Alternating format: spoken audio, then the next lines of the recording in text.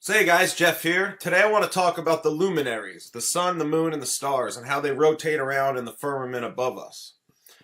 I've gone over the sun in the past, so you might know a little bit about this subject. The sun goes around in a circle, and it takes 24 hours for the sun to circle the flat earth in one day. And the sun's circles get bigger and smaller depending on the time of the year. In June, the sun is circling over the Tropic of Cancer. So it's got a much tighter circle. In December, the sun is circling over the Tropic of Capricorn, so it's got a much bigger circle. And at the equinoxes, the sun is circling over the equator. Okay, equinox, equator. Now the moon also circles above the flat earth, but the moon is slightly slower than the sun. The moon takes 24 hours and 50 minutes to circle the flat earth. That's what's called a lunar day. It's slightly slower than the sun. So where the sun takes 24 hours to make one 360-degree circle, which is 15 degrees an hour, the moon takes 24 hours and 50 minutes to make one 360-degree circle, which equates to only 14.5 degrees per hour. So the moon, because it's slightly slower, it loses a half a degree on the sun per hour.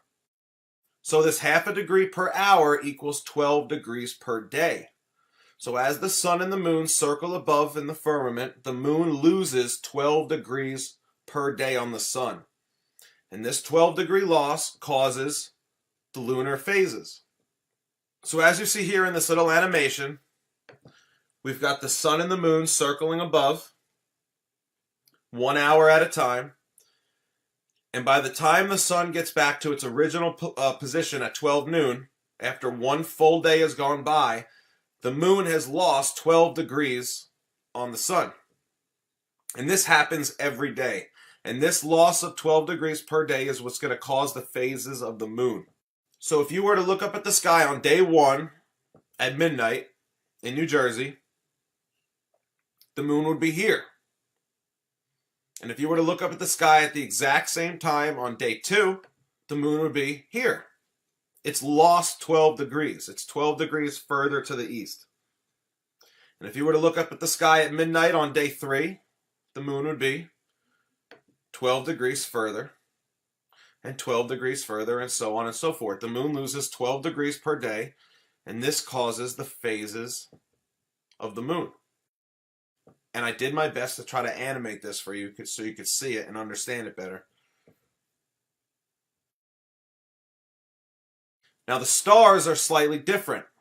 There's something known as a sidereal day, which is slightly shorter than a solar day. A solar day is a true 24 hours. A sidereal day or a stellar day is what's slightly shorter by 4 minutes. A stellar day is only 23 hours and 56 minutes.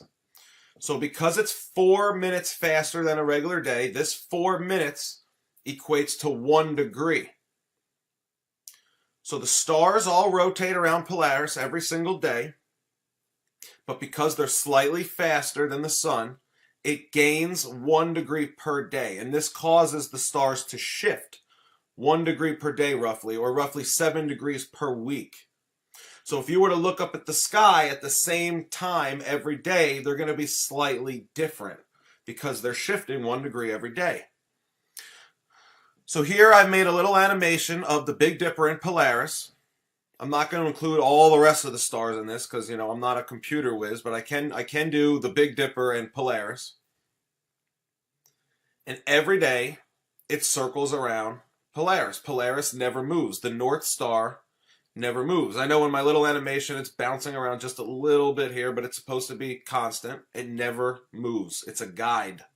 So 1 rotation equals 1 stellar day. Now because it gains 1 degree per day, if you were to look up at the sky at week 1, you're going to see this. And week 2, if you were to look up at the sky at the same time, it's going to be shifted 7 degrees. And week 3, it's going to be shifted another 7 degrees roughly. And week 4 and week 5. And throughout the year, the constellations will constantly shift because they shift 1 degree a day roughly. And we have 365 days a year. So it's slightly less than 1 degree, but you get the point. This is how the constellations shift throughout the year. And this shift causes the constellations to be in a different spot throughout the year. And when this happens, you get fall, winter, spring, and summer. The 4 seasons. This symbol is an ancient symbol. You might know it as the swastika, but what it really means is the 4 seasons, because if you were to look at the Big Dipper throughout the year, this is what it's going to look like. Constantly pointing to the North Star, which never moves. So you got your spring, summer, fall, and winter. Unbelievable stuff. And it never stops. It just rotates.